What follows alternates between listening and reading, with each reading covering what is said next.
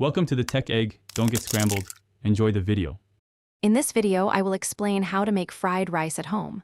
First, ensure you have day-old, cold rice. This is crucial for a non-mushy texture. Next, prepare all your ingredients before you start cooking.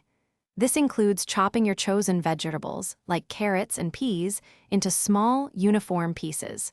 Having everything ready makes the cooking process smooth and efficient. Now, heat a large pan or wok with a tablespoon of oil over medium-high heat. If using, cook your protein, like 2 scrambled eggs or 4 ounces of diced chicken, until fully done, then set it aside. Next, add aromatics such as minced garlic and ginger, cooking them for about 1 minute until fragrant. Then, toss in your other chopped vegetables and stir-fry until they are tender crisp. Once your vegetables are ready, push them to one side of the pan. Add your cold, day-old rice to the empty space, breaking up any clumps. Drizzle 2 tablespoons of soy sauce directly over the rice.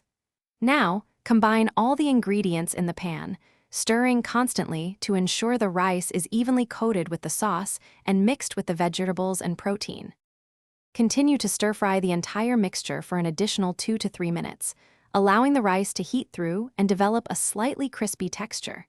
Taste and adjust seasonings as needed, perhaps adding a dash of sesame oil for extra depth. Finally, garnish your delicious homemade fried rice with fresh chopped green onions before serving.